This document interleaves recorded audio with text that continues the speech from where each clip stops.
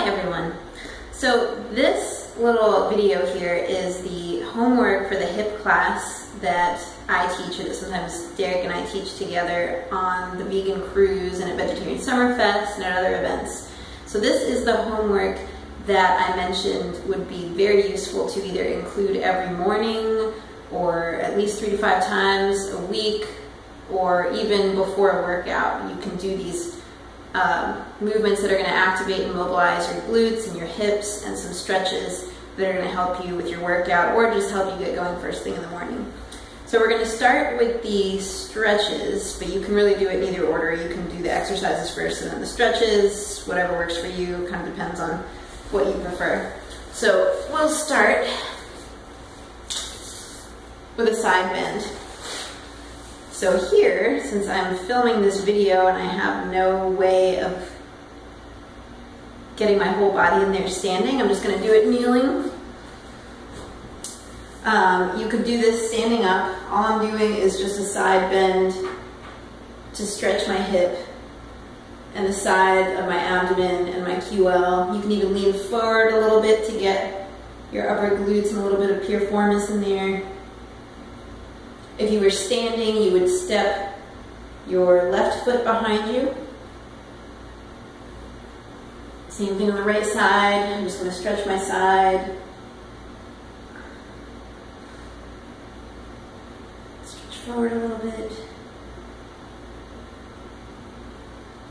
Oh, it feels wonderful. All right. Next up is the kneeling hip flexor stretch. So for this one, probably familiar with it, I'm just going to step my right foot forward, and to stretch the front of my left hip, instead of really lunging forward a lot, what I'm going to do is I'm going to squeeze this glute and kind of tuck my pelvis a little bit so that I get a really nice stretch in here. Doesn't look like I'm doing much because you see people lunge forward a lot, but I feel like really focusing on contracting the glute gets you a much better stretch in this area.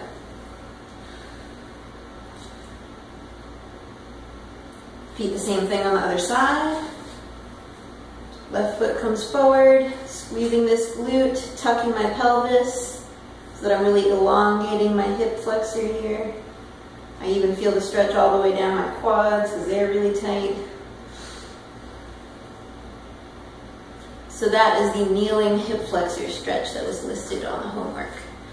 Next we have the kneeling hamstring stretch. You can also do this one standing up so that it's a little less intense. But if you're kneeling, you just want to stretch your leg out in front of you and flex your foot, and that is going to stretch your hamstring and your calf. So if you want, you can also point your foot here and try as hard as you can to get all your toes on the ground. That is going to stretch the front of your ankle and the front of your calf, which is a lot harder to get to when you're foam rolling or doing other stretches. Personally, that's where I tend to get a lot of cramps, which is horrible because it's really hard to do anything about them, so I really like this stretch. But if you're stretching your hamstring and your calf, you want to flex your foot. Same thing on the other side.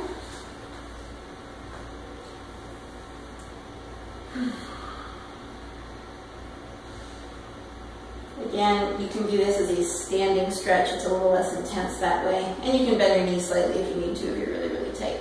I'm also going to point my toes to get the stretch here. Just a little bonus.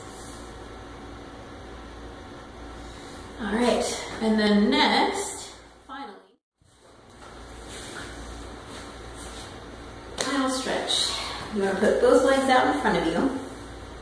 And you want to stack your right foot on your left knee and keep that foot flexed to protect this knee.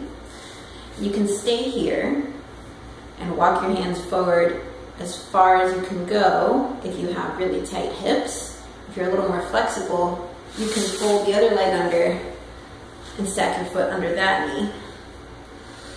And you want to breathe here a little bit, and again, walk your hands forward bit by bit as you exhale. And really sink into it. This is a great stretch for your hips. And then of course, you would repeat on the other side. holding for a little bit longer than I'm doing in this video. I'm going to start by putting both legs forward, stack this foot, keep that foot flexed, and then again you could stay here or you could fold under and then walk your hands forward and relax into the stretch. So those are the stretches that you want to do daily, 3 to 5 times a week, as much as possible. Next, we're going to do the strengthening, mobilizing, and activating exercises.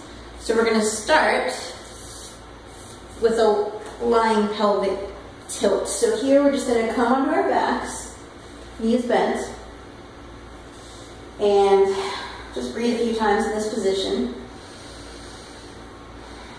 And really notice your ribs expanding, your abdominals expanding and contracting. Finally, you want to contract your lower abs at about 30% of their ability, so you don't want to squeeze them really hard, but you do want them to be a little tight. And you want to focus on expanding your ribs when you inhale and exhale. Keeping those lower abs slightly contracted. And on your next exhale, you want to press your lower back into the ground and really straighten out your spine. Now I don't have any curve. And then when I inhale, I'm going to come back to neutral spine. So slight curve, not an arch, just the natural curve in the spine.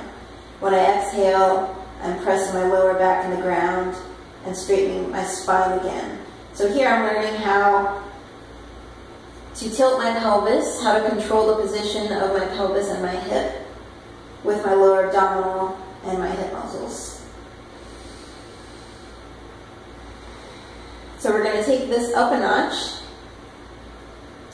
I'm going to keep my lower abs contracted at about 30%, and I'm going to slowly and carefully lift my right leg. I'm using my hip flexors and my lower abs to do this, not the low back. Foot comes back down to the floor to a ball heel, and I repeat with the left leg. You should feel this in your lower abs. Repeat a couple more times on each side. You probably want to do this something like 10 times per side if this is part of your daily practice. So next up, we're going to do glute bridges, and this is the most important one of all. People tend to have deactivated weak glutes, so this is going to help you strengthen those and protect your lower back and even protect your knees from injury. So here, I am going to, again, keep my spine pretty straight. I don't want to arch at the top. I'm going to do a bridge, but it's not going to be a yoga bridge, remember, from class. It's going to be, I'm going to be contracting my glutes so that I can press my hips straight up towards the ceiling. I'm not peeling my spine off the floor as you would in a yoga type bridge. Here I am going to inhale and then exhale, squeeze the glutes, press straight up, and I'm going to hold this for 1 count where I'm squeezing my glutes and then come back down. And then up, squeeze, and then down. And I'm going to repeat that. I would recommend doing this at least 2 or 3 sets of 10. And if you have trouble really feeling your glutes on this, focus on driving through your heels and really pressing on the outer edges of your feet. That's going to help you activate your gluteus maximus. So again, you want to do that at least for 2 or 3 sets of 10, and there's definitely ways to progress that. You can search online for glute bridges, hip thrusts for similar exercises. So next we have side lying abductions. These are also super important to do, and I do them before every leg workout. You're just going to lie on your side and extend your legs. You can put your hand in front of you to stabilize yourself. You can either put your head on your hand or you can lay like this, whatever's more comfortable for you. And then you simply scissor your legs open, lift your upper leg, and then come back down. And you would want to repeat this about 10 times. Do it for about 2 sets per side. The key with this exercise is it shouldn't be easy. You should not just be flinging your leg up and then letting it drop back down. It's a slow, controlled movement. So I'm controlling even on the way down. There's tension in my leg. So you repeat about 10 times, then you switch to the other side, and then you repeat that whole process again for 2 sets. So here I'm going to do it few times. And of course there's other ways that you can progress this too. You can do pulses, there's all kinds of fun things that we do in the class to make it more challenging. You can even do these in a side plank when you want to progress. So those are the exercises that are listed in the homework. I hope this helps you make it a part of your daily